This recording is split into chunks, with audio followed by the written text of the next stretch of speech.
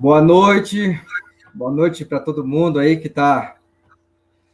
Galera chegando agora. Estamos aqui. Primeiro vou servir um chimarrão, né? Cevada Capricho, Nelton. Olha aí. A gente tomar um chimarrãozinho e papeando, né? E conversando.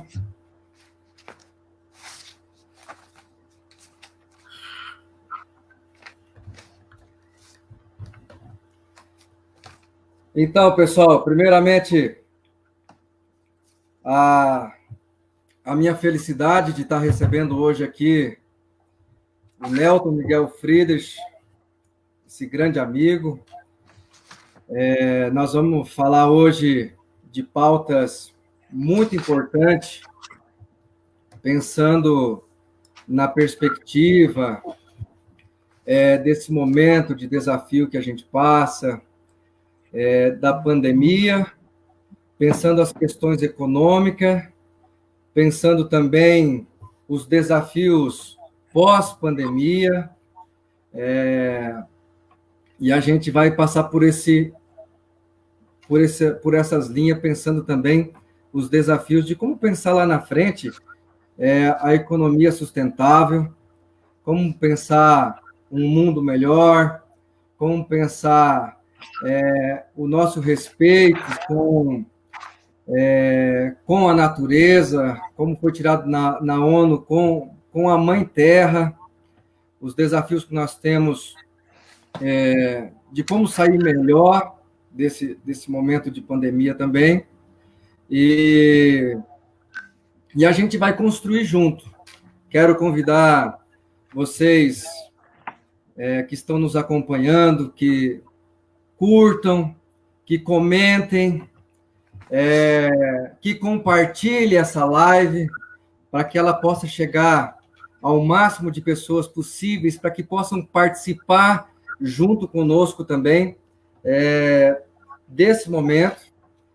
Então, já estou vendo aqui o Leandro Crestani, que está aqui nos acompanhando, a Jeane, a Suelen, a Liana, várias pessoas que já estão junto conosco, que vão participar junto com a gente. É importante reforçar mais uma vez o pedido para que quem puder, que compartilhe essa live, né? Nós estamos, cada um nas suas casas, né, Nelton? É isso aí. E enquanto a gente vai tomando nosso chimarrão, um pouquinho aqui, nós estamos aguardando, as pessoas estão chegando aqui para participar junto com a gente. Nós vamos falar também dos desafios que nós temos voltado na perspectiva da juventude. Vamos falar do programa Cultivando Água Boa, que é um programa que fez muita diferença na vida de muitas pessoas dos 29 municípios da Bacia do Paraná 3. E também foi premiado pela ONU, vários prêmios. A importância, né, da Itaipu, junto com o programa Cultivando Água Boa.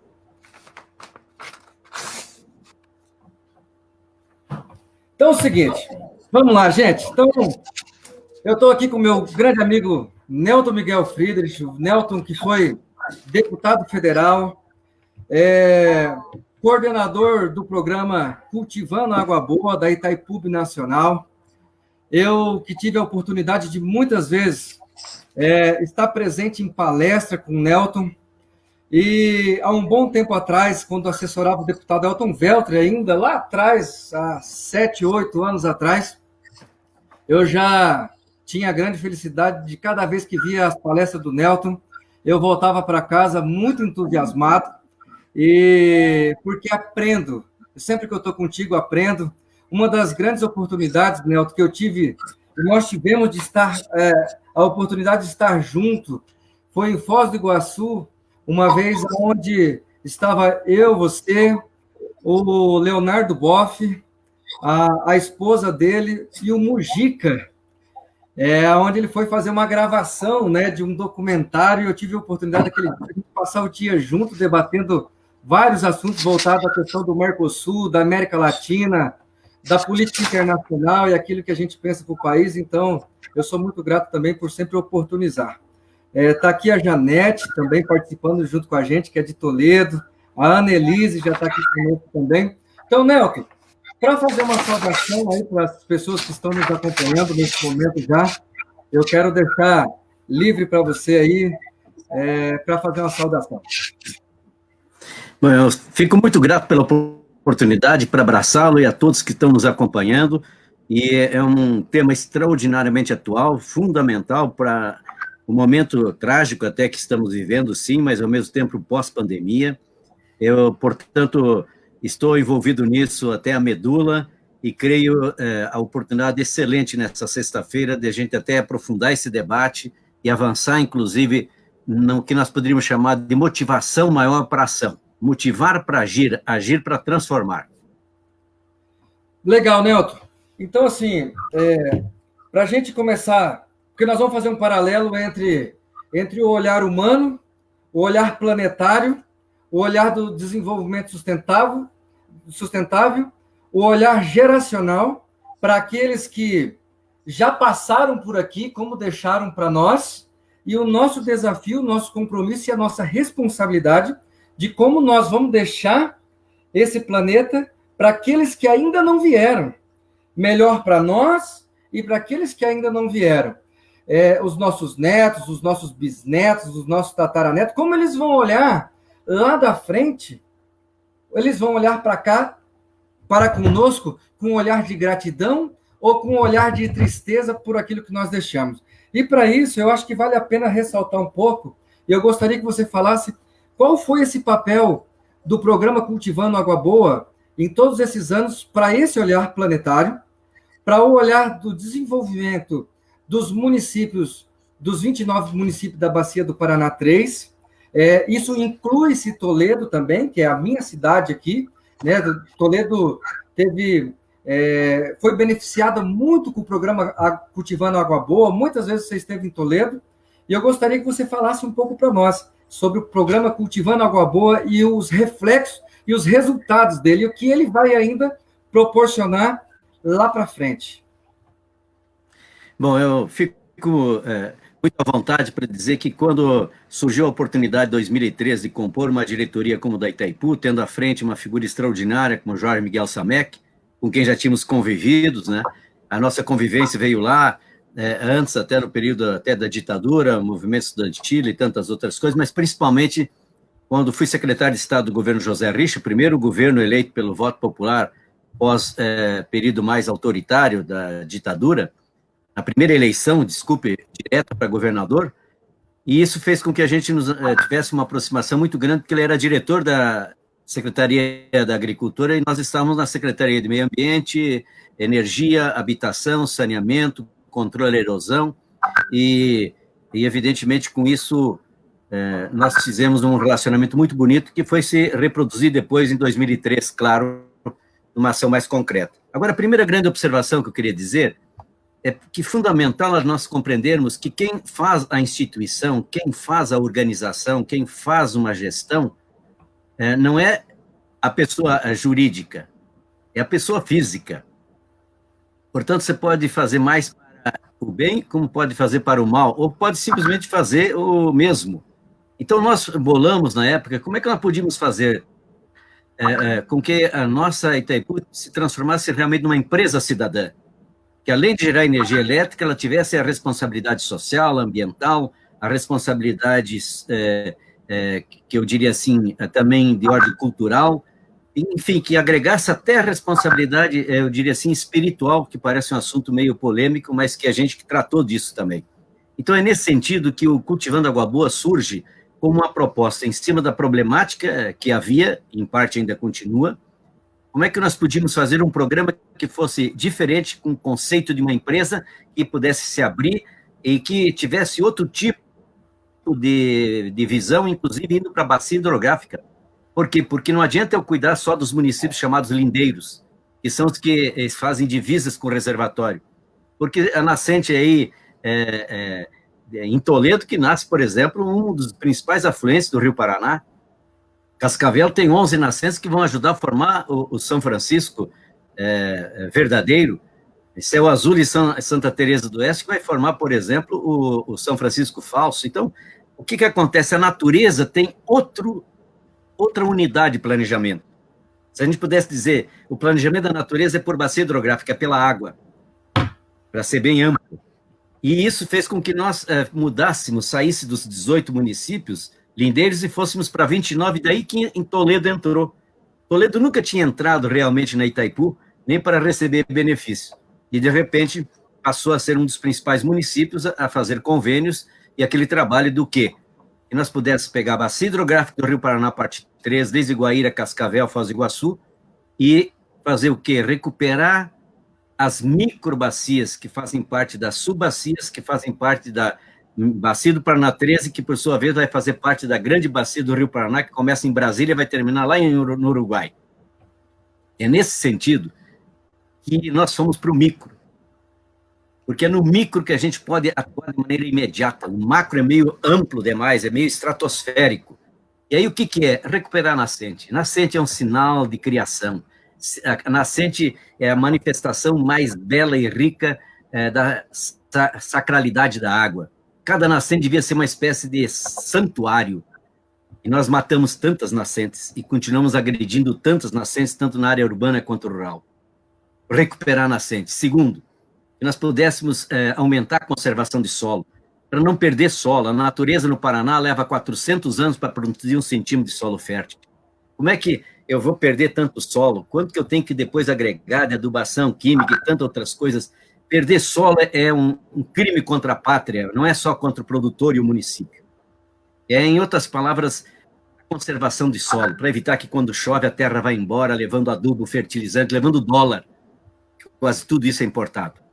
Segundo, mata ciliar. Porque proteger os olhos d'água. Proteger, por quê? Porque a natureza precisa ser respeitada, é um ser vivo. E por isso que a natureza precisa ter proteção, assim como nossos cílios protegem os nossos olhos, nós temos que ter a mata ciliar para proteger os olhos d'água da natureza.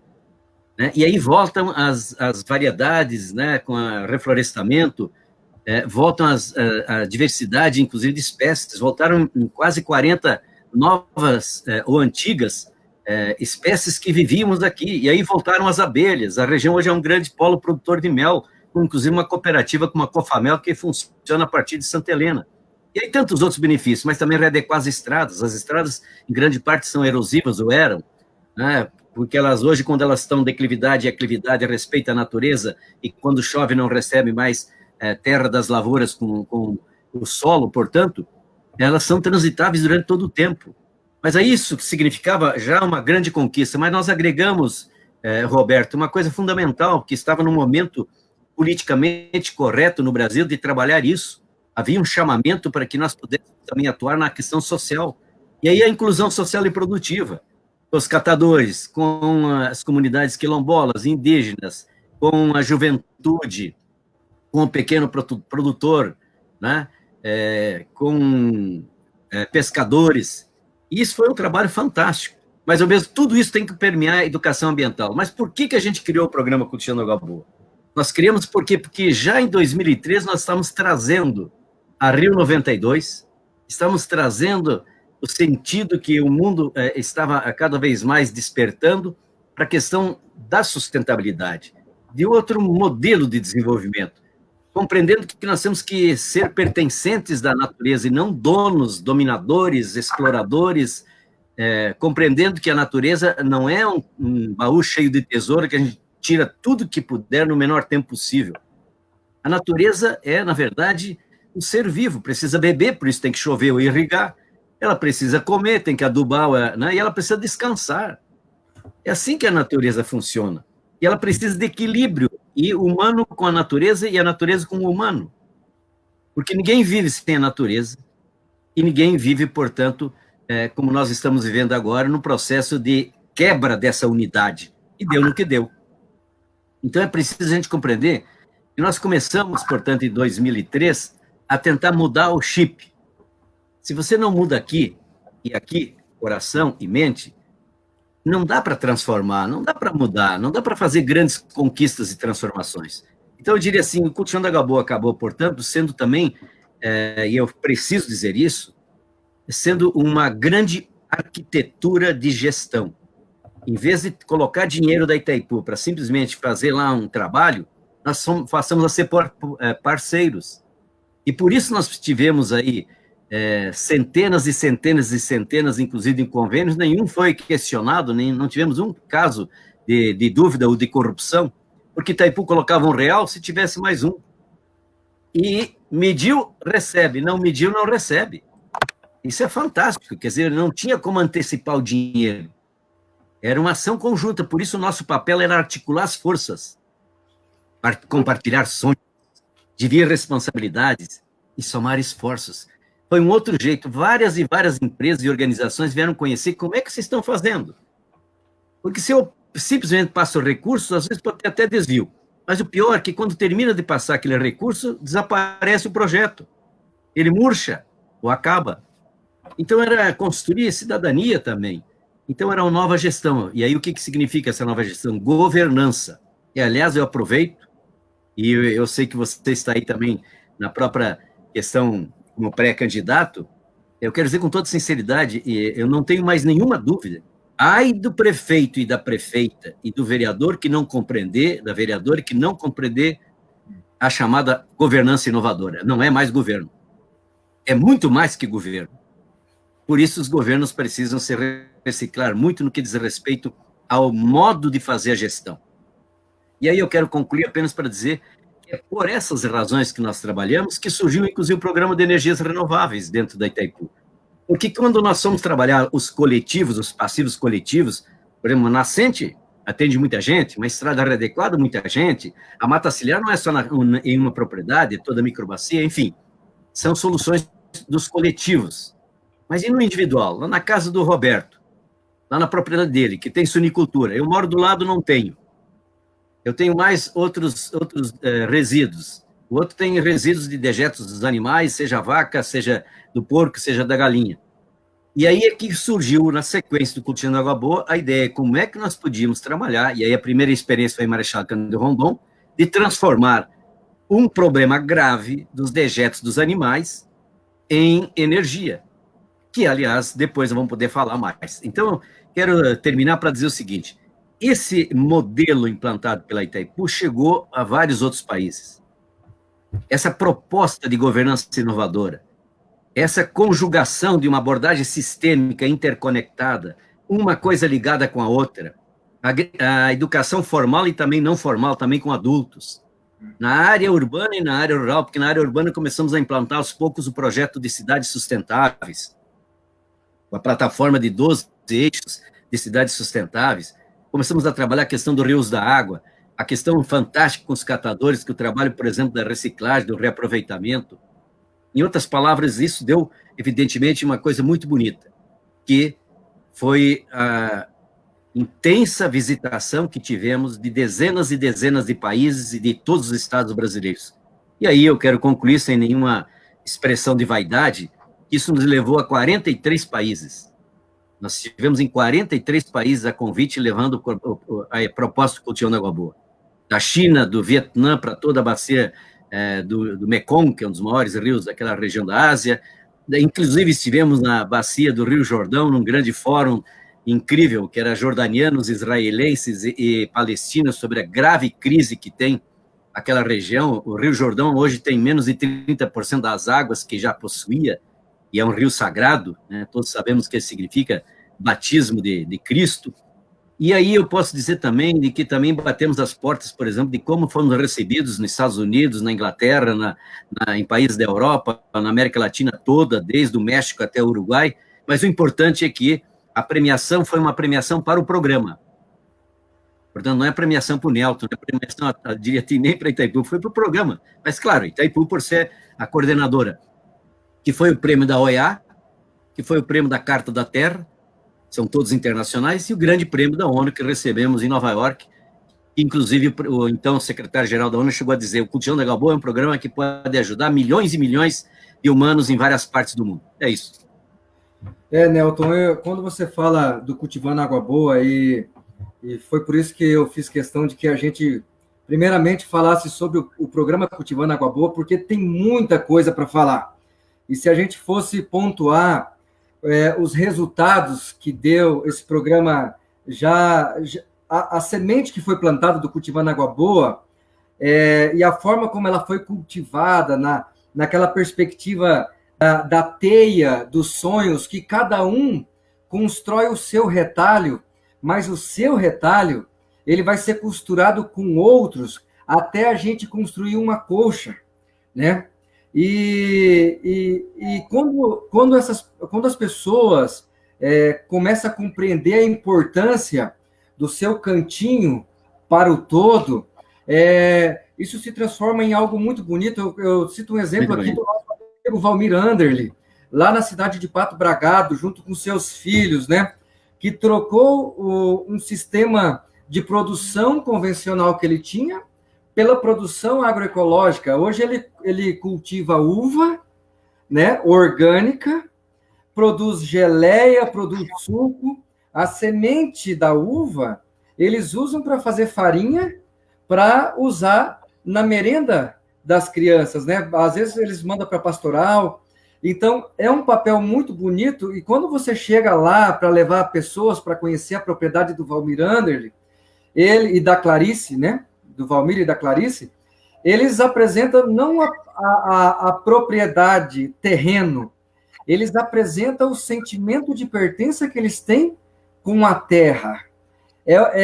Brilha os olhos deles quando eles falam daquela propriedade e do resultado que aquilo deu para a transformação da vida deles e também para a questão do todo, do social, porque quando se desperta os sonhos coletivos, junto se desperta os sonhos individuais, se constrói e fortalece para despertar os sonhos coletivos também. E assim a gente constrói junto.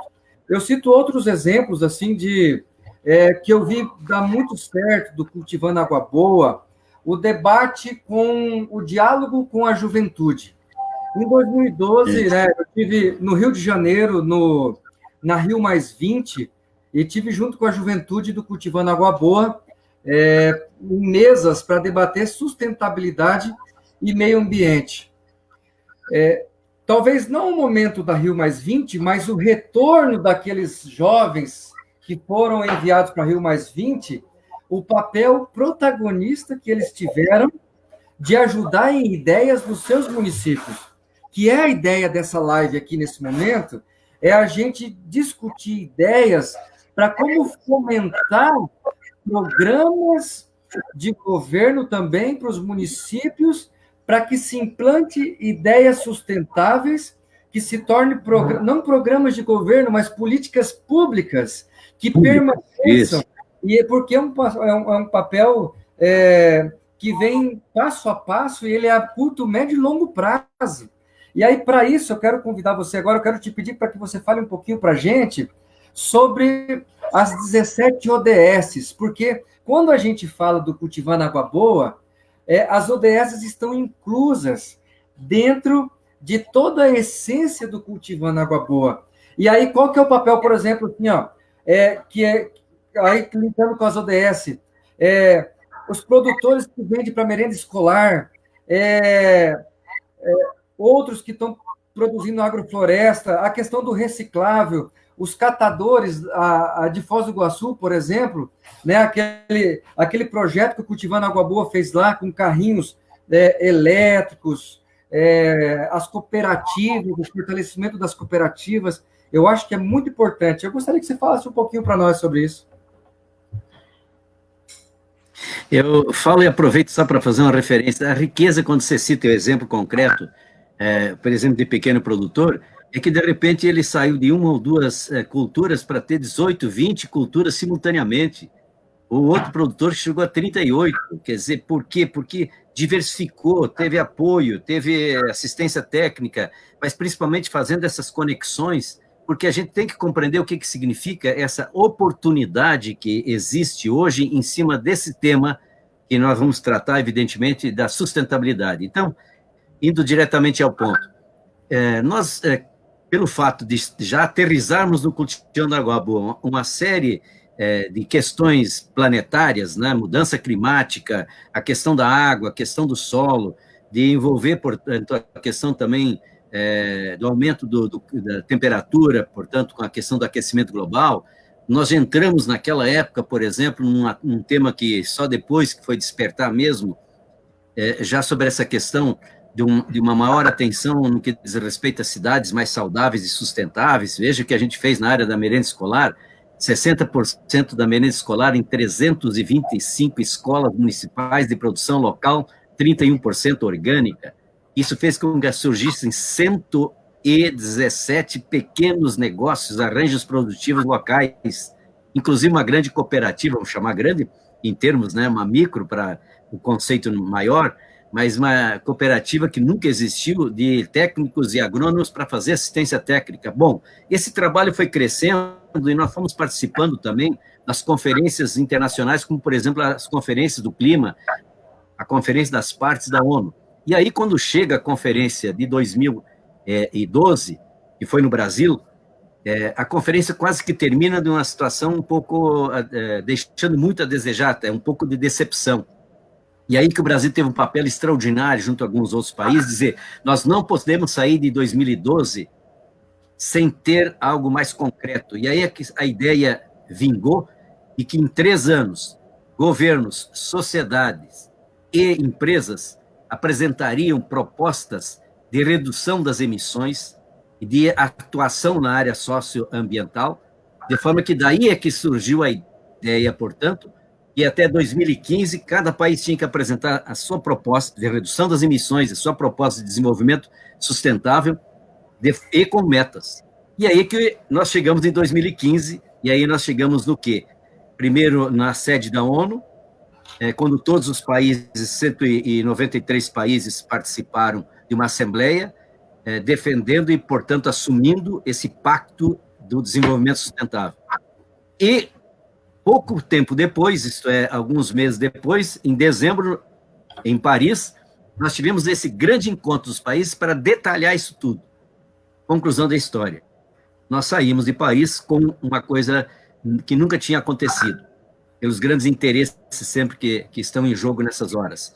Era uma proposta de um pacto, de um acordo, 193 países, o Brasil foi muito importante.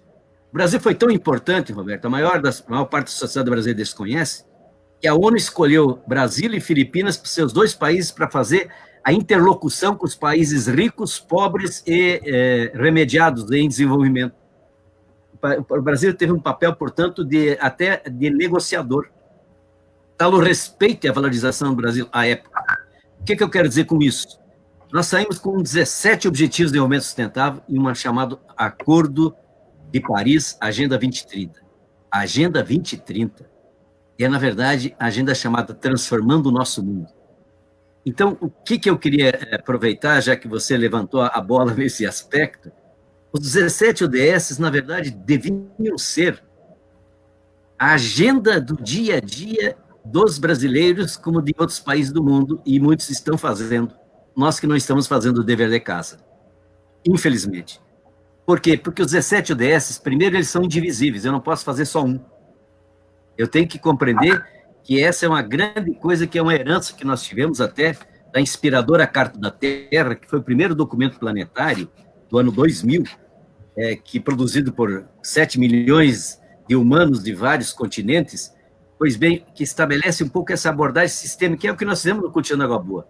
Como é que você faz interconexão? Econômico, social, ambiental, cultural e até o espiritual. Como é que você compreende aquilo que você fez uma referência há pouco?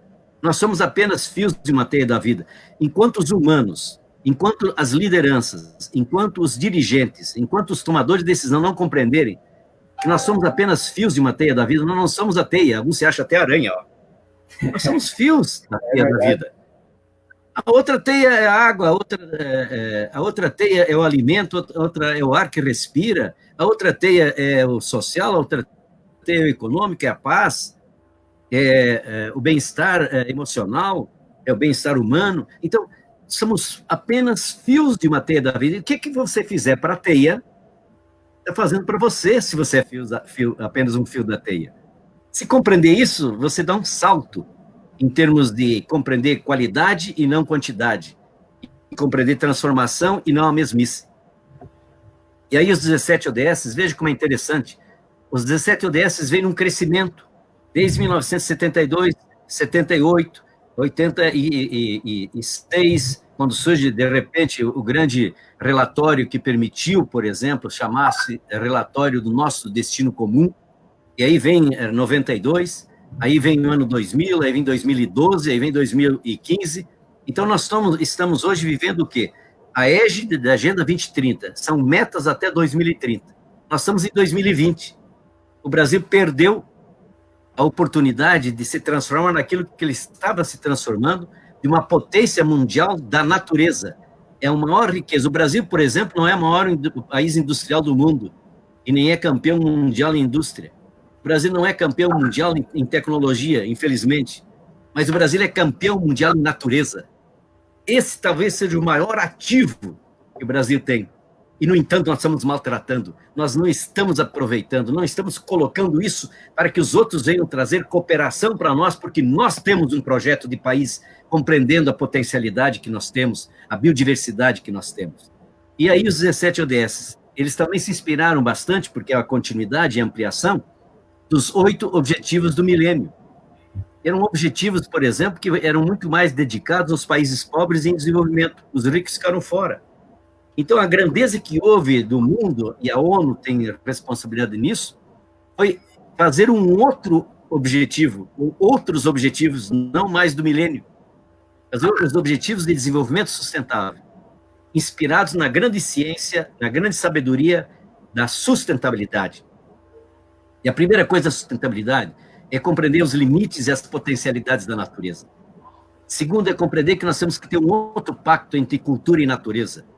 Que a nossa cultura seja uma cultura para compreender como é que a Mãe Terra se coloca como útero da humanidade.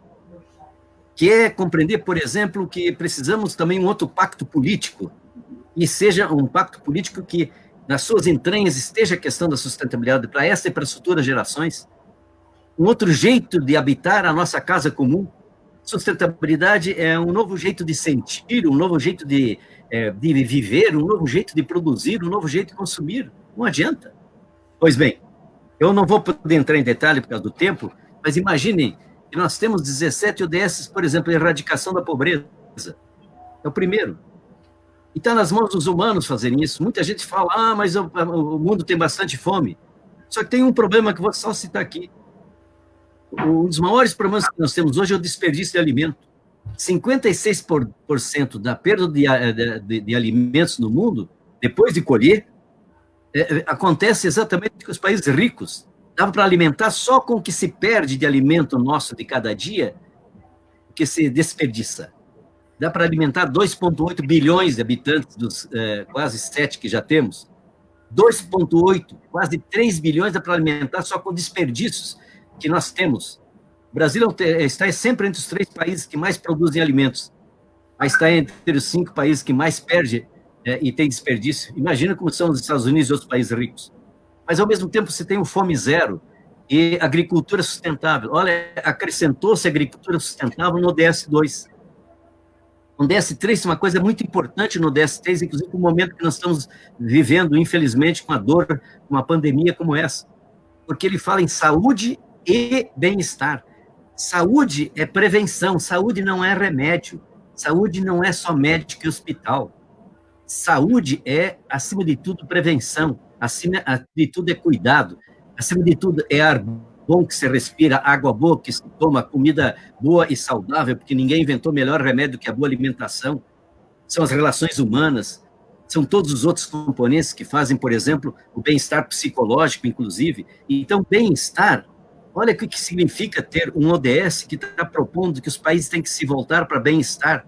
Como é que num bairro de Toledo, muitas vezes, quem sabe falar num bem-estar, se eu não tenho, embora Toledo é até uma exceção, se eu não tenho, por exemplo, espaços de convivência, se eu não tenho espaços verdes, se eu não tenho áreas comuns, se eu não tenho pontos de encontro, se eu não tenho praças bem estruturadas, se eu não tenho condições, por exemplo, de ter mínimo de qualidade de vida. Então, em outras palavras, saúde e bem-estar é inclusive compreender que nós temos que tratar da saúde e não da doença. Isso significa uma outra medicina, que é a medicina integrativa, que integra todas as formas que pode ter, do chazinho da vovó, de todos os outros componentes, a acupuntura, até as altas especializações. É preciso compreender, portanto, esse novo enfoque de como nós somos interdependentes. Muitas vezes você está tratando de um sintoma que a causa não está nem naquilo que você está tratando. Pode ser que seja psico e não somático, porque grande parte dos nossos problemas começam psicos, depois somáticos. Eu poderia falar, por exemplo, do ODS-4, que é de educação. É tão rico o ODS-4, que ele fala em educação de qualidade para todos, etc., etc., mas, de repente, cada um dos ODS tem subitens. E, de repente, tem lá no ODS 4.7, que ele fala exclusivamente de que nenhum estudante, nenhum aluno, até 2030, deixará de conhecer o que significa e executar e trabalhar a questão do desenvolvimento sustentável. Pois bem, nem nos currículos escolares o Brasil não colocou os ODS, assina um compromisso internacional, e nem no currículo escolar nós agregamos os ODS, porque nós temos muitas vezes ações voluntárias, ações de umas direções de alguns municípios, de alguns lugares. Outro exemplo concreto é o quinto, igualdade de gênero. Você imagina que absurdo, Roberto, nós vivemos num país que tem gente discutindo a questão de gênero. A questão de gênero é questão de igualdade. A questão de gênero é a questão seguinte: como é que as mulheres continuam tendo uma série de preconceitos, e como é que, na verdade, tem muita gente ainda que tem a mulher como empregada e ela ganha menos que o homem só porque é mulher. O que significa violência contra a mulher? Então, tem uma confusão danada que se faz nesse país, às vezes desvirtuando. Hoje é o mundo que está dizendo que tem que ter propostas e tem que ter um objetivo especial, que é a questão de gênero.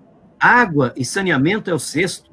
O sétimo é energia limpa e acessível. Olha, o oitavo é trabalho decente. Olha o que significa trabalho decente. E eu vou tomar liberdade, que não dá para falar agora, do que significa, pós-pandemia, a gente compreender a grande oportunidade dos chamados negócios e empregos verdes, que vem aí. Não tem outro jeito, é só ver o que alguns países já estão tratando nesse momento. Outro exemplo concreto é no que diz respeito à indústria, inovação e infraestrutura, que é o nono. O 10º é a redução das desigualdades. E o 11 cai que nem uma luva, ainda mais com eleições municipais, que é cidades e comunidades sustentáveis. E eu diria mais, é cidades saudáveis e cidades sustentáveis. E aí eu podia falar do 12º, e vou terminar só nesse, consumo e produção responsáveis. Quer dizer, a questão do consumo. Vou dar só um exemplo para vocês que é um absurdo. Nós estamos vivendo algo que chega às raias da imbecilidade humana, desculpe eu ser tão, às vezes, duro, é que, pela primeira vez na história da raça humana, crianças estão com doenças que antes eram só dos adultos. Diabetes tipo 2 com 6 anos, colesterol com 7 anos, pressão alta com 8 anos. Gente, isso não tem como achar que vai tratar só com remédio, com medicamento, com hospital. Isso é problema de estilo de vida e comida que come. Gente, a atual geração dos Estados Unidos, eu estou dizendo que nós convivemos, nós fomos apresentar o programa Continuando Igual, vou para a Fundação Clinton, nós estivemos na Hunter College, que é uma universidade de 1891, em Nova York, que trata especialmente do assunto de educação, saúde e alimento. Essa universidade foi contratada pela Prefeitura de Nova York para gerar 10 mil empregos com comida boa. Por quê? Porque a atual geração dos Estados Unidos vai viver menos do que seus pais pela comida que come e estilo de vida que tem, e nós estamos copiando tudo isso. Esse tal de fast food, por exemplo, não tem sabor, não tem saber e faz mal. E leva a criança para comer. Cadê a responsabilidade para com esse futuro, como você dizia, com essa nossa criança, com o nosso filho, a nossa filha? Então, eu podia até ir até o 17º ODS, mas eu fico por aqui para citar alguns desses. Aí eu pergunto o seguinte: como é que nós vamos com uma campanha municipal? Candidatos a vereadora, prefeito, a vice-prefeito. Se nós não tivermos os 17 ODS na mão, aqui tem, na verdade, uma plataforma de governo e só tem uma coisa boa. Se nós disséssemos que tem alguma coisa aqui que é negativa, agora, é claro que isso implica em movimentar a sociedade, movimentar as empresas, movimentar as universidades, as academias e tudo mais. É uma mudança absolutamente em fase já de transição. É isso aí. Muito bom, Nelton, muito bom mesmo. Esse espaço que a gente tem nesse momento, inclusive, aproveitado de uma forma muito grande, que através das lives, das redes sociais, a gente consegue hoje chegar em lugares que talvez seria muito difícil a gente reunir todo mundo para a gente fazer um debate tão saudável e tão construtivo que nos nutre não somente o intelecto, a mente, mas a alma e o espírito também, que nos dá assim, uma motivação para a gente já começar a olhar ao nosso redor. O que é que eu estou fazendo? Né? A responsabilidade de cada um. Qual que é a minha responsabilidade neste momento, a partir desse debate que nós estamos fazendo aqui, dentro da minha casa? Simples detalhe da separação do lixo, eu estou fazendo isso na minha casa? Como é que a gente proporciona que isso seja uma transformação sociocultural no município, no bairro, na comunidade onde a gente vive? E isso é muito importante. Eu quero aqui agradecer também a presença do Edson Simeonato, que está nos acompanhando aqui de Toledo, a Clarice Borilli, nossa amiga Clarice, falamos dela agora há pouco, né? Está acompanhando a gente aqui. O Rosalvo Finco, lá de Curitiba, inclusive colocou uma pauta muito importante que nós vamos debater já tão logo. Eu tenho uma pergunta para você sobre isso também. A Solange Barroso, minha amiga Solange, que trabalha na casa familiar rural, lá de São Jorge do Oeste. São Jorge do Oeste, tem um pessoal de São Jorge do Oeste acompanhando a gente aí também. E eu quero convidar aí, quem ainda não compartilhou, compartilhe essa live. Nós ainda temos alguns assuntos muito importantes que a gente vai entrar agora. E quem não curtiu, curta a live. Quem não comentou ainda, comente. É uma forma da gente fazer com que esse conhecimento que o Nelton está dividindo, porque eu gosto de refletir sempre as ideias do Paulo Freire, que ele sempre fala assim, a vida é uma troca de saberes. Né? A gente não existe saber mais ou saber menos, né? A gente se constrói em comunhão, e é assim que a gente vai se construindo, e eu oportunizando esse momento agora. E, Nelton, você falou, por exemplo, do chazinho da vovó. O chazinho da vovó já está sendo receitado em muitos consultórios por aí, com os fitoterápicos. E a gente tem que trazer para dentro do município o debate, para colocar lá no posto de saúde também à disposição de ervas medicinais, de fitoterápico. Nós temos em Toledo quem produz, nós temos em Vera Cruz do Oeste, que produz fitoterápico. Na nossa região oeste, nós temos muita gente que trabalha com esse método de medicina, que é cuidar da saúde também. O Niltinho, meu amigo Niltinho, está nos acompanhando também, da assessoria do Arilson Chiorato, do deputado estadual, está aí junto com a gente. Então, assim, Nelton, a gente fecha um bloco agora, e eu quero entrar junto contigo num outro debate que também é muito importante, que vai ajudar muito nessa construção das cidades e comunidades sustentáveis, que é o quê? Nós passamos por um momento, há um mês atrás, aqui no estado do Paraná, que nós vimos os níveis dos nossos rios, Ivaí, do Rio Iguaçu, do Rio Paraná, a um extremo tão baixo que muitas gerações nunca o tinham visto. E aí, nós estamos vendo, nesse exato momento, nós estamos tendo chuva aqui no estado do Paraná. Só que é o seguinte, lá no centro-oeste brasileiro, que é o que muitas vezes desce a água para o Rio Paraná, está uma seca tremenda. A umidade do ar está abaixo de 33%, lá em Barra do Garças, no Mato Grosso, por exemplo, está abaixo de 33%. E reflete aqui em Toledo, reflete aí nos municípios do oeste do Paraná, lógico, diretamente, porque nós temos um aquífero Guarani que passa aqui, que depende desse respeito, né, com os nossos recursos hídricos. Aí eu acho que é importante, eu gostaria que você falasse um pouco, aí volta lá no Cultivando Água Boa, nas ideias que veio das preservações das nascentes, das propriedades que estavam sumindo as nascentes, estavam secando, esse papel de revitalização das nascentes, esse papel de respeito com os nossos recursos hídricos e, principalmente, nós estamos passando por um momento onde estão querendo privatizar o nosso bem mais sagrado, vender o que deveria ser de graça, que é a água. A água é um bem sagrado. Nós não podemos privatizar aquilo que o nosso corpo é quase composto inteiro por água.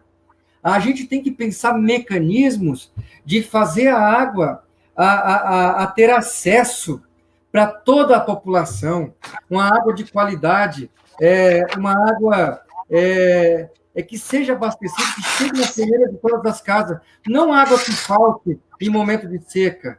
E, para isso, tem a nossa responsabilidade também. E aí a gente precisa pensar junto, porque esse debate tem me preocupado muito, porque preocupa Toledo, preocupa o oeste do Paraná, preocupa o estado do Paraná, porque nós temos a nossa Sanepar, que é uma estatal, ela precisa ser preservada, ela tem que manter dessa forma, tem que sempre melhorar a qualidade e não diminuir, porque quando a gente privatiza, a gente manda a responsabilidade para o capital privado e o capital privado quer lucro, quer royalties. Essa água vai ficar mais cara para chegar nas casas. E não é isso que a gente quer. Então, nós passamos por esse momento de seca, várias coisas acontecendo, as queimadas na Amazônia acontecendo, aumentando o percentual cada vez mais. Isso nos preocupa muito também. A gente precisa acabar com essas queimadas, que é o coração, o pulmão do nosso planeta. A gente precisa pensar isso. E eu quero que você fale um pouquinho sobre essa pauta aí para nós. É muito importante, acima de tudo, oportuna essa questão.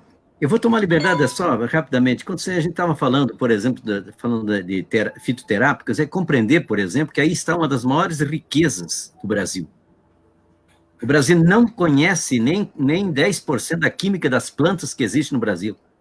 Um hectare, Roberto, um hectare de terras na Amazônia floresta, tem entre 30 e 300 tipos de árvores. Nos Estados Unidos da América do Norte, um hectare tem entre 5 e 35 tipos de árvores. O banco biogenético, a possibilidade que nós temos, portanto, com a biodiversidade, com a bioeconomia, que é uma nova economia, que tinha que estar como prioridade máxima, inclusive no Brasil, e muito mais agora, pós-pandemia, depois podemos falar um pouco. Então, a fitoterapia que eu estou dizendo não é simplesmente aquele chazinho para a gente não diminuir a questão, ao contrário, é uma ciência, e a gente tem que compreender bem o que significa para entender, inclusive, o que é preventivo, o que é complementar, o que é curativo. Em Veracruz, quando se implantou o projeto dentro do Cultivando Água Boa, em todos os municípios, e Toledo teve uns momentos muito positivos também, o prefeito me confessou, olha, diminuiu aqui 14% o gasto com hiperdia só com os fitoterápicos, porque tinha farmácia receitando, tinha o médico receitando e o posto de saúde receitando. Então, vamos entrar agora na água. A água, se a gente não compreender a essencialidade da água, a gente vai tratar a água como mercadoria só como insumo. A água é a questão da essencialidade. Primeiro, vamos compreender que a água é o primeiro alimento de tudo. Vou falar alimento. Por isso que a água, inclusive, cura. Eu vou falar do alimento e da cura. A sabedoria indígena diz, a água cura. Pois bem, agora, como é que você não tem remédio, você não tem vacina? Lava as mãos com água e sabão. Água, sabão, diminui a possibilidade do coronavírus. Quer dizer que não é possível que a gente não consiga compreender o que é sagrado, o que é essencialidade. Olha, eu me emociono até falar sobre isso, porque a água tem que ser cultivada, assim como você cultiva a soja, o milho, assim como você cultiva a amizade, você tem que cultivar a água. E aí, o sentido que eu vejo, por exemplo, da desatenção que continua existindo, como se não fosse com a gente. E outra coisa, a mudança climática, olha como é um detalhe interessante. A primeira grande vítima da mudança climática é exatamente a água, porque o ciclo hídrico está sendo atingido. Eu não estou falando apenas do todo o ecossistema existente, dos biomas, não estou falando só dos problemas urbanos que a mudança do clima vem ocasionando, a questão da alimentação e tantos outros fatores que repercutem, portanto, as mudanças climáticas. E tem gente que não acredita em mudança climática, pode isso. Bom, tem gente negando a ciência do clima. Gente, eu quero só deixar um detalhe aqui para compreender bem os efeitos que isso tem, já comentei agora, sobre a água. É que a mudança climática está sendo acompanhada desde 1850, porque a partir de 1850 passou a se ter estudos concretos sobre a questão do clima. E olha, hoje quem trata conjuntamente essa questão e comprova não é um organismo de esquerda, ou comunista, ou qualquer coisa burocrata. Nós estamos falando da NASA, nós estamos falando da Copérnicus, que é, na verdade, uma espécie de NASA da Europa, nós estamos falando da Organização Meteorológica Mundial, porque desde 1850 está se analisando o ciclo das águas. E nesse período, até há pouco tempo atrás, agora já está aumentando, aumentou em 1% a temperatura do clima.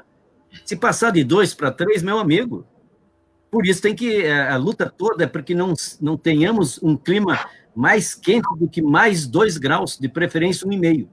Vamos voltar à água e aí eu vou concluir. Então, o que a gente precisava ter? É o que eu chamo de cultura da água, que não é uma expressão minha. Nós temos que retomar a cultura da água nas empresas, nas universidades, nas escolas, no prefeito, no vice-prefeito, nos vereadores, cultura da água. O que você faz com a água? O que você faz para a água? E o que você faz com a água? O que você faz para a água? Nós permanentemente estamos em guerra com a água. Os nossos dejetos, em parte, vão para a água. Agrotóxico na água. Hoje nós já estamos tendo um outro problema, que são as micropartículas de plástico. Está comprovado. Nos Estados Unidos, de 36 reservatórios, estudos feitos por universidades, pesquisas longas, 30 contêm aquilo que já está acontecendo no Brasil. As micropartículas de plástico você não vê e está tomando. Qual é o efeito que tem no organismo? E o que significam os hormônios? O que significa resíduos de remédios jogados, etc. O que significa quando você sai pela sua urina? E aí a gente vai verificar hoje a questão, inclusive, da quantidade de hormônios que nós estamos tomando através da água. Então, tudo isso implica dizer a água tinha que ser tratada como uma coisa sagrada. A água é algo sagrado. Não existe vida sem água. E as religiões todas, tão inteligentes sempre foram, que sempre utilizaram a água em alguns dos seus atos litúrgicos, os seus sacramentos, até o batismo. Então, por isso, eu quero deixar a todos aqui essa expressão. Quando você citou a Sanepar, eu tenho admiração, até porque eu presidi durante 4 anos o Conselho de Administração da Sanepar. Mas a Sanepar está precisando de um banho de paranismo. Ela está muito mais hoje, me permite dizer isso, talvez seja pesado, está muito mais hoje quase sendo conduzida pelos acionistas do que pelos paranistas, pelo interesse paranaense. Eu estou dizendo por quê? Porque a Sanepar devia ser a primeira a estimular o reuso da água, para que a água nobre, aquela água que tem produto químico para torná-la potável, e para que nós pudéssemos diminuir a poluição e a contaminação das águas, para diminuir, inclusive, a quantidade de produto químico que se gasta uma nota danada para torná-la potável, há pouca ação nesse aspecto de ir, por exemplo, a Sanepar devia ajudar a recuperar as microbacias, a recuperar as nascentes, e nós tínhamos que introduzir, e eu vou tomar uma liberdade, quem for candidato a vereador, por favor, já leva essa bandeira, e aí, Roberto, nós temos que criar uma política municipal de uso e reuso da água. Nós temos que ter uma política nacional e estadual de uso e reuso. Se 40% da água que nós pagamos para a Sanepar realmente é de uso nobre, a água tem que ser potável. 60% não é de uso nobre. Por isso, no Cultivando Água Boa, nós começamos a fazer cisternas nas escolas. Mas a aula de matemática tem que calcular quanto de areia, de cimento e de ferro, senão o estudante não se envolve com a questão. A cada 60 dias, calcular na aula de matemática quanto é que está gastando com a Sanepar e quanto está gastando menos agora. gastava e quanto está menos agora. A verificar o que nós fizemos de ter pequeno produtor, por exemplo, de vários lugares, vou dar o exemplo de Marechal Cândido Rondon, ele estava indo embora, chorava de problema porque secou o poço, secou a nascente, e ele precisa de 12 mil litros de água por dia, a família precisa de 400 litros, a cisterna de 500 mil litros possibilitou ele dizer, meu Deus do céu, resolveu o meu problema, porque é água da chuva. Agora, essa escassez da água que nós estamos tendo, eu também tenho que compreender. Não, por que a gente vai falar em escassez d'água se eu podia, na verdade, ter uma política, inclusive incentivando até com o IPTU, incentivando com determinadas isenções e determinados créditos apropriados e fáceis, é ter cisternas no comércio, na indústria, nas casas e na produção, na indústria, na produção agrícola e agropecuária. A cisterna é para o uso não nobre, gente.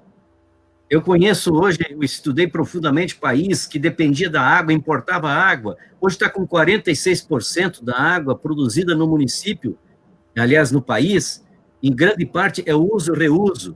Trabalho com bacia hidrográfica, pesquisa e investigação permanente sobre a questão da água. Algumas iniciativas de dessalinização já estão fazendo. E eles querem chegar a 80% quando antes eram importadores de água. Em outras palavras, vamos analisar bem o que está acontecendo agora com essas secas. Aí vem sempre o efeito. Quando você atua sobre os efeitos, você não vai para a causa. E é isso que a gente podia e precisava fazer. A água, portanto, tem que estar na agenda. Primeiro grande item de prioridade máxima. Os bens da natureza e a questão da qualidade de vida dos humanos. Porque a água, se é um bem tão essencial, como é que nós vamos continuar tratando? Esse é problema da Sanepar. Esse é problema, vai chover. Aí reza para chover, depois reza porque está chovendo demais. E quando é que vai cuidar? Quando é que vai compreender, portanto, que na natureza não tem castigo, tem consequência? Cuida bem, ela responde bem para você. Então, eu tomo a liberdade também para falar até um pouco da economia. Porque 80% dos empregos existentes no mundo passam pela água.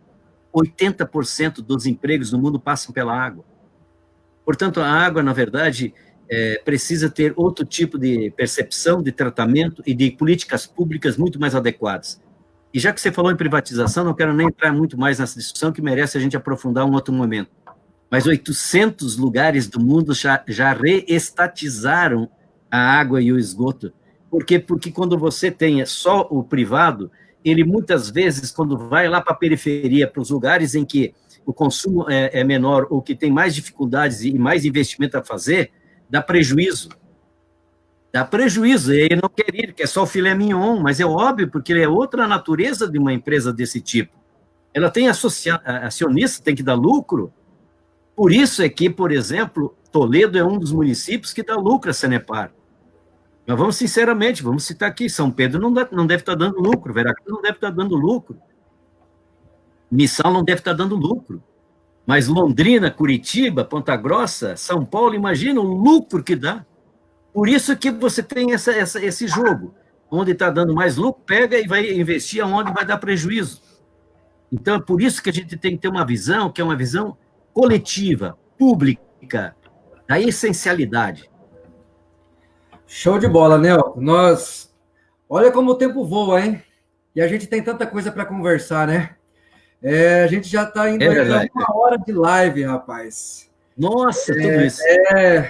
E agora eu quero, galera, o pessoal que está assistindo aí, ainda nós temos 3 eixos aqui que eu quero perguntar para você. Serei mais breve também. Um é sobre a questão. Eu viajei 4 anos, 200 municípios do estado do Paraná, debatendo política pública de juventude.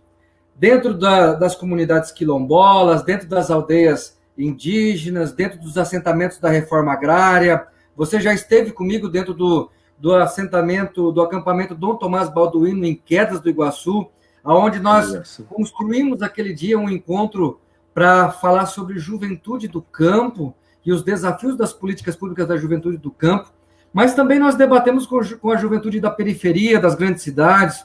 A gente conversou muito com os jovens de diversos segmentos. Qual foi o grande aprendizado disso? É que, para entender a realidade dos vários segmentos, das comunidades, dos bairros, é preciso a gente ir no local, conviver, porque assim você entende qual que é a necessidade daquele jovem que mora naquele lugar, naquele bairro, lá naquela comunidade rural, porque é lá que está o sonho dele, a realidade dele no dia a dia, sendo adubada, sendo regada, e é dali que ele vai partir para outros horizontes de instâncias de ideias e construções por onde ele vai, que precisa ser respeitada a sua vocação, a sua essência, o seu enraizamento, a sua história de vida. Então, foi um aprendizado muito grande. Então, eu quero que você fale um pouquinho sobre essa perspectiva para a juventude, nesse olhar sustentável, e essa questão também da gente apontar um olhar para o pós-pandemia, porque nós fizemos um recorte daquilo que aconteceu, do que vem acontecendo, do que a gente espera, e a gente precisa concluir essa live dizendo o que nós esperamos para as futuras gerações, mas também para o pós-pandemia agora já. E aí o seguinte, mas antes dessa pauta, enquanto o pessoal compartilha aí, principalmente com a juventude agora essa live, porque você vai ter uma fala especial para os jovens, então quem puder compartilhar para os amigos que são jovens aí, compartilha para essa galera. Mas antes nós temos uma pauta de muita preocupação e a gente não pode sair desse momento sem conversar rapidamente sobre isso, que já estamos em 1 hora de live, que é o quê? Nelton, os aterros sanitários. Nós precisamos pensar aterro sanitário como fonte de renda para os municípios. Sabe, porque hoje é uma dificuldade muito grande quando se fala em lixão, quando se fala em aterro sanitário. Tem muitos municípios por aí, Brasil afora, que a pessoa separa o lixinho lá em casa, o orgânico e o reciclável.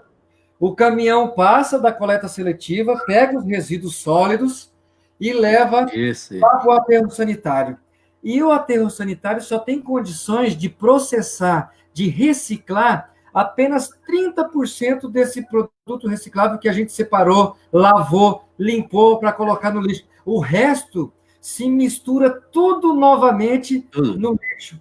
Se as pessoas soubessem disso, eu não sei se causa um desânimo, porque quando eu fiquei sabendo que isso acontecia em várias cidades, eu fiquei desanimado.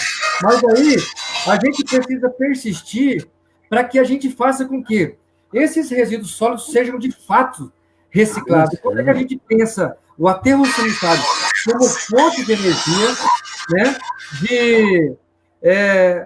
do orgânico virar energia renovável? Então, eu quero, você que teve a experiência de viajar o mundo para tratar desses assuntos, eu gostaria que você falasse um pouco sobre isso para a gente ir para a nossa finalização da nossa live. Bom, primeiro a gente precisa compreender que nós somos uma produção exponencial de lixo. O lixo nosso de cada dia é uma coisa assustadora. Por exemplo, cada brasileiro é mais de 1,5 kg por dia de geração de lixo.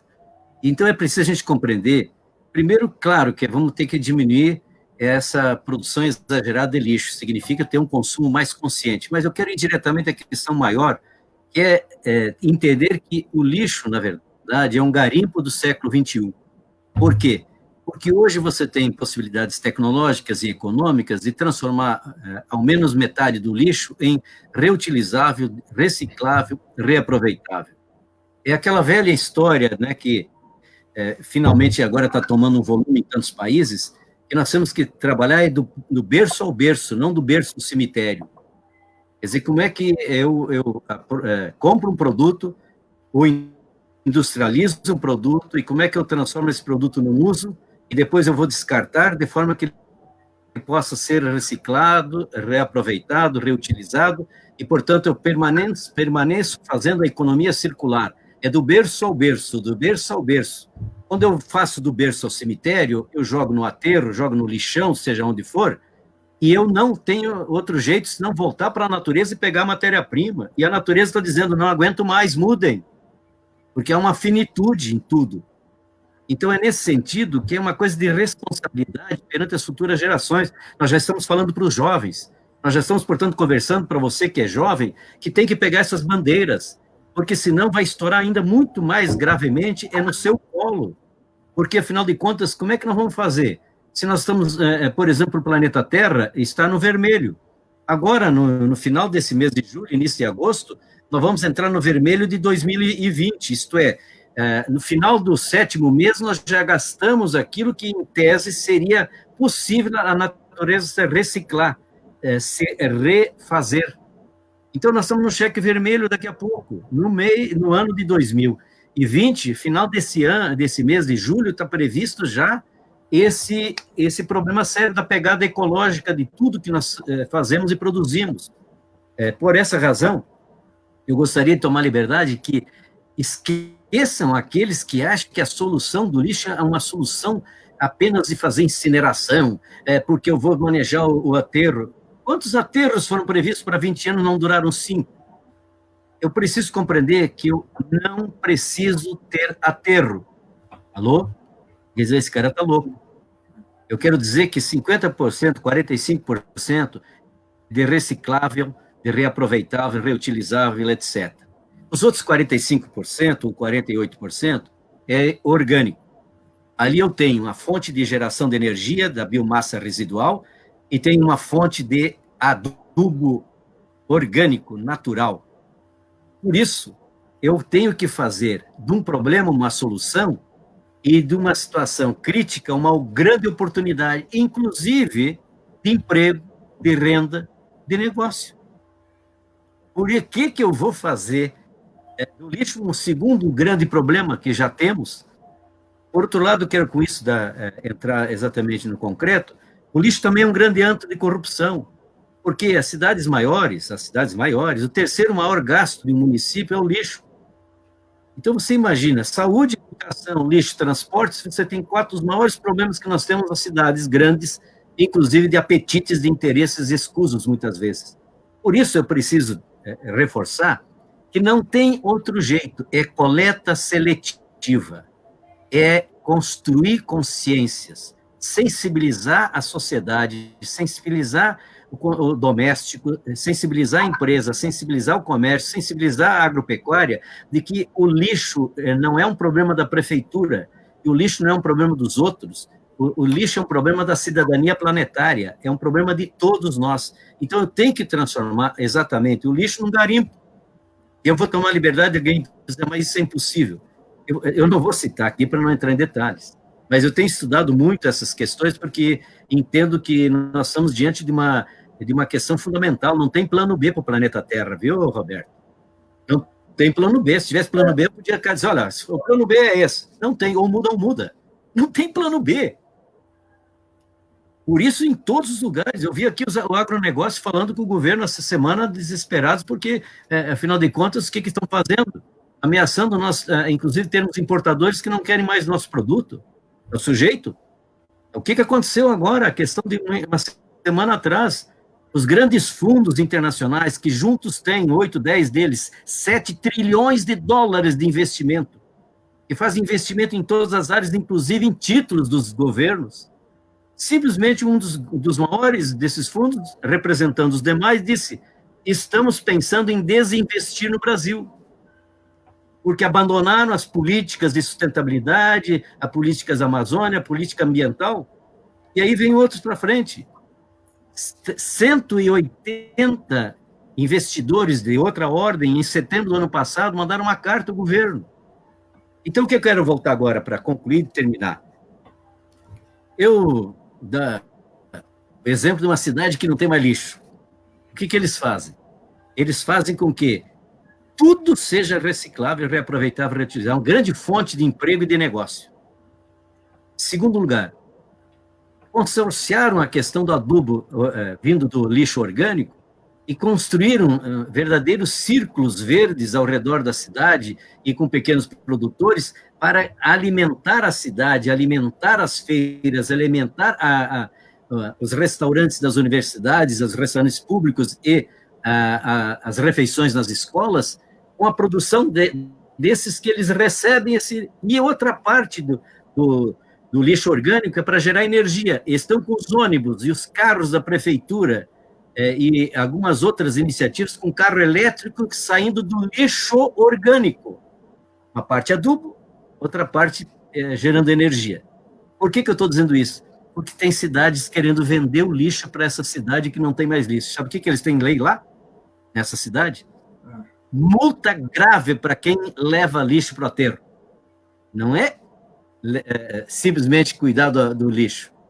É não levar para o aterro. Hoje nós achamos que o aterro é uma grande solução, um aterro bem feito. A grande solução é não ter aterro. Reaproveita, recicla e reutiliza. Do berço ao berço. Muito bom, Nelton. Muito boa a reflexão. Eu espero que sirva para construir muitos caminhos, não somente para Toledo, né? Mas tem gente de vários estados, tem gente de vários municípios aí do estado nos acompanhando aqui na live também. A Janete, ela trabalhou na questão da coleta seletiva lá em Itaipulândia.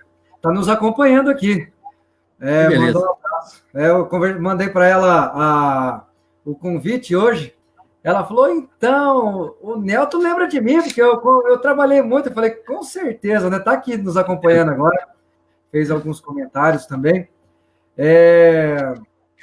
Nelton, então é o seguinte, assim, a Sandra da Silva está nos acompanhando também. Obrigado, Sandra, por nos acompanhar aqui, estar conosco até agora. Vamos deixar uma mensagem para essa juventude aí, nessa perspectiva de... Eu penso assim, ó, às vezes eu costumo dizer, já fui questionado em vários lugares, eu falo que a gente tem que estimular para que as pessoas elas se despertem primeiramente internamente, né?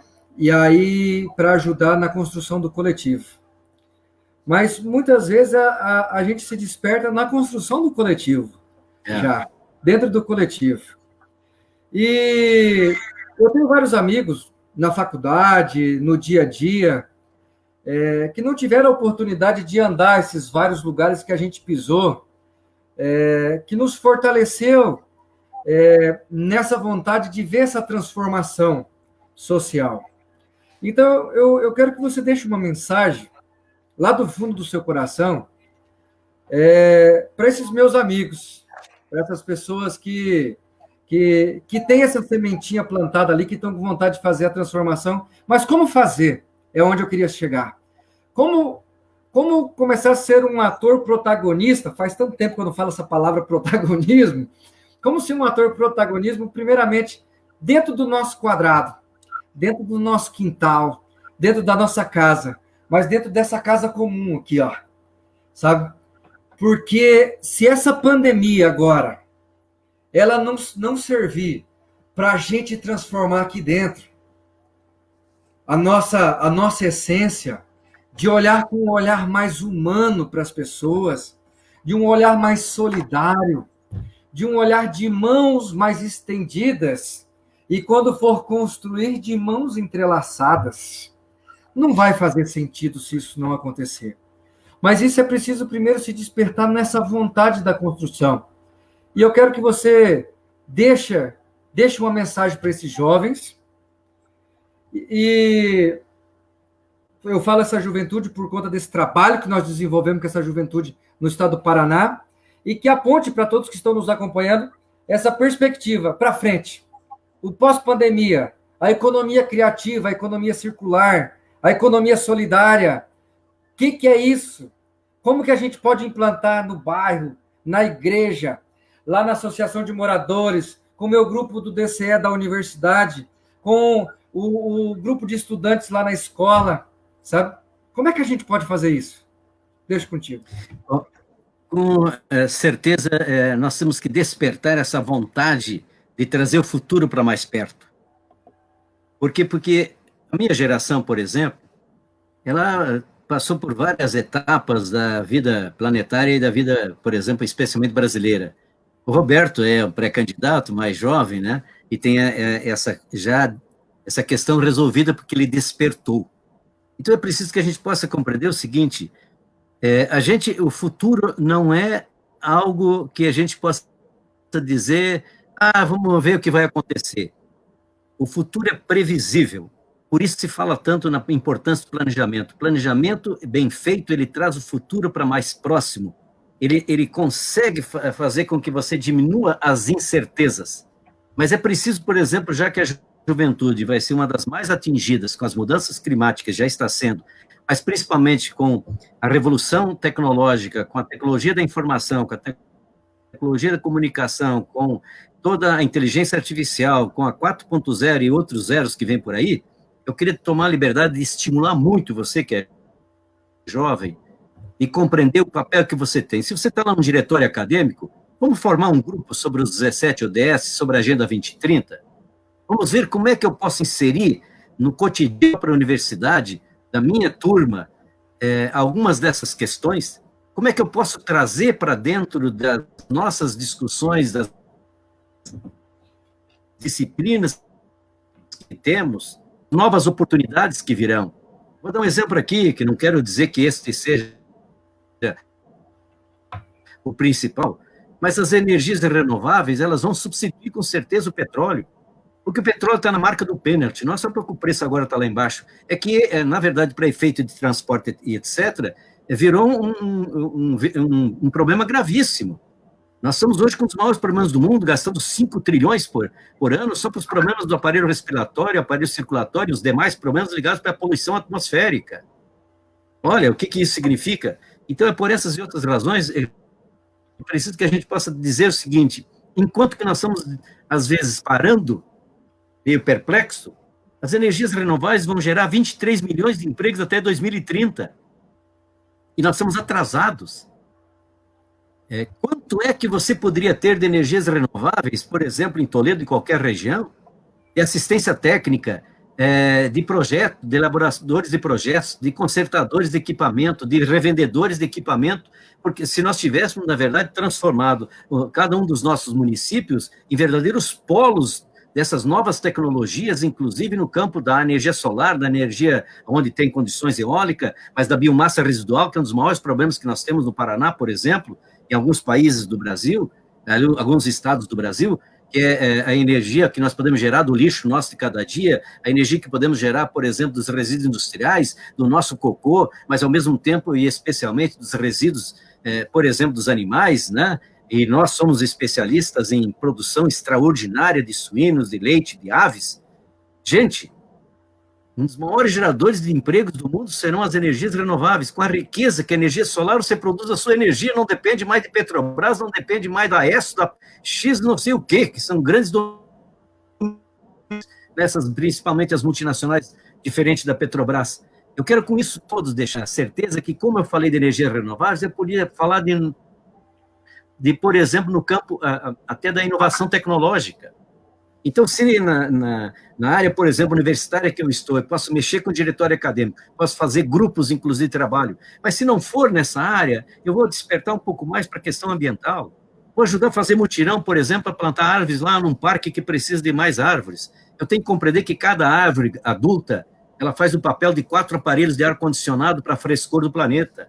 Eu preciso compreender o que ela significa de contribuição para chover. O único casamento indissolúvel que existe é casamento entre árvore e água, água e árvore. Eu posso, por exemplo, estabelecer, na minha realização como jovem, eu vou começar a mudar, por exemplo, alguns modos alimentares. Por que eu vou me alimentar daquilo que faz mal? Por que eu não vou cuidar mais para evitar ficar doente? Quando eu fiz a opção por comida orgânica e outras coisas há 28 anos, e tenho o mesmo peso há 28 anos, tem uma razão de ser. Não foi por exigência médica, por opção de viver melhor, viver bem. Eu quero com isso dizer quanto que dá para fazer nesse campo, que oportunidades nós temos, como eu disse antes, da biodiversidade, da bioeconomia. Que extraordinário mundo este da bioeconomia. O Brasil tem 20% de toda a biodiversidade do planeta, porque 71% da biodiversidade estão em 17 países, o maior deles é o Brasil. E não tem uma política decente, organizada, de soberania nacional sobre isso. E importamos agora desde máscara, qualquer equipamento, nós estamos gastando por ano em torno de 20, 25 bilhões de dólares para importar aparelhos hospitalares, para importar medicamento ou fármaco para fazer medicamento, num país que tem o maior banco biogenético do planeta, a maior quantidade de plantas medicinais do planeta, que nem sabemos para que servem de tanto que temos. Eu queria pedir a você, jovem, vibra e tenha palpitação para com o seu país. Não tem um setor que não dá para a gente descobrir os novos campos que estão surgindo. E o que eu vou dizer, por exemplo, das startups? O que nós podíamos falar, por exemplo, de outras atividades que são fundamentais hoje, nesse mundo que estamos vendo despertar? Agora, vai ter um cruzamento em tudo isso. 17 ODS, vai ter um cruzamento aí, Agenda 2030, vai ter que ter um cruzamento com a sustentabilidade. Então, quanto mais tiver esse tipo de preocupação, mais vai despertar na sua sensibilidade de quanto tem o que fazer. Os empregos verdes vão ser, sem nenhuma dúvida, a meca dos empregos futuros. Os empregos verdes são tantos que nós podíamos falar, porque muitos dos atuais empregos deixarão de existir. Eu tenho que me preparar, eu tenho que me capacitar mais. Repito, eu vou deixar aqui uma sugestão, porque aprendi muito isso com o Carlos Matos, que é uma das maiores inteligências em planejamento que nós tivemos na América Latina. Ele dizia claramente, para dar um exemplo bem pequeno e rápido, você pergunta a um jovem, 14 anos ou 15, o que você quer ser quando crescer, ou com 10 anos? Ele vai dizer, eu quero ser que nem meu pai. Então, ele tem um projeto imitativo, ele imita e vai imitar o pai. Você é médico porque ele é, você é contador porque ele é, você, porque ele faz a imitação. Aí tem outro que você pergunta, o que você vai ser quando crescer? Eu não sei. Então, ele está esperando que Deus resolva o problema dele. Ele está transferindo a solução. Ele não se encaminha. Depende do vento predominante, vou para cá e vou para lá. Aí eu encontro o Roberto e diz, eu quero ser vereador. Já andou 50% do caminho. Eu quero ser agrônomo. Eu quero ser contador. Quer dizer, o que acontece? Ele já definiu num projeto de vida opções. E mesmo que você venha mudar depois, mais ou menos você definiu caminhos que quer caminhar. O pior é a gente não ter bússola, não ter rumo, como o Brasil não tem. Não tem um projeto de nação, não tem um projeto de povo. Por isso eu fico muito entusiasmado de dizer, jovem, abra o seu horizonte. Há um mundo aí esperando que a gente possa influenciá-lo. Claro que cada vez está ficando mais restrito. Mas cada vez também é preciso a gente ter habilidade, capacitação, atitude e comportamento para abrir portas, janelas e frestas. Nelton, obrigado por essas palavras. Com certeza, ouvir você é sempre um grande aprendizado. Estar com você é sempre uma alegria. Eu tenho a felicidade de poder te chamar de amigo. Você é com certeza. Que eu tenho a felicidade, assim, de, às vezes, tenho alguma dúvida, vou ligar para o Nelton para ver como é que nós vamos construir essa ideia aqui. Né? E através de você, através do Rosalvo Fingo, que está aqui acompanhando também, eu tive a grata felicidade de conhecer o Leonardo Boff, né? de estar com o Leonardo Boff por muitas vezes, que é uma pessoa que eu admiro e gosto muito também. Quero agradecer aqui a presença do Delvo Baldin, de Toledo, que está acompanhando a gente aqui também. E a gente vai encaminhando aí para o encerramento, mas nós não podemos encerrar essa live sem antes eu deixar aqui o meu abraço, a minha energia positiva e, com certeza, logo antes de eu dormir, as minhas orações a todas as famílias que pegaram o coronavírus, né, que foram infectados pelos vírus, pelas famílias que perderam pessoas próximos, pelas pessoas que perderam seus vizinhos, seus amigos, seus conhecidos. É um momento de grande dor, é um momento de grande dificuldade que a gente passa. Então, a minha solidariedade, a minha energia positiva e as minhas orações para que a gente possa sair tão logo desse momento, para que a gente possa avançar e que a gente possa exercer aquilo que a gente já falou mais antes, a construção em comunhão e comunidade. Quero reforçar também o convite para amanhã. Nós vamos fazer uma live junto com a pedagoga e psicóloga Adriana. Nós vamos falar sobre saúde mental nesse momento de pandemia, as pessoas que estão em casa, em isolamento, em distanciamento, para que a gente possa encontrar caminhos, pensar métodos para cuidar do interno de cada um. Então, ela vai deixar muitas dicas, muitas ideias, muitas ferramentas para que a gente possa se encontrar. E nós vamos falar também da saúde mental, voltado principalmente para as questões dos nossos professores e dos nossos alunos, que estão tendo aula em EAD, em plataforma, é uma dificuldade tremenda, e como que a gente pensa no cuidado da saúde mental das pessoas. Nelton, mais uma vez, muito obrigado. A minha gratidão por você topar esse convite, da gente fazer essa live e dialogar com as pessoas. Nós já passamos de 40 compartilhamentos, 50 compartilhamentos, chegamos aí a muitas visualizações, pessoas acompanhando, e com certeza vai continuar esse vídeo rodando aí, porque tem muitos saberes que você dividiu com a gente. Eu quero deixar para você aí, para a tua mensagem final aí. Bom, eu apenas sou muito grato e alongamos, mas que é algo que é muito palpitante, e eu queria aproveitar, me somar à sua sensível manifestação no momento de tanta dor e na tragédia que estamos vivendo. Mas vamos compreender também que é preciso a gente... Caiu a internet do Nelson. Então, gente, eu agradeço imensamente, tá bom? Teve alguns problemas na internet do Nelson lá. E muito obrigado. E a gente continua com uma live amanhã sobre saúde mental.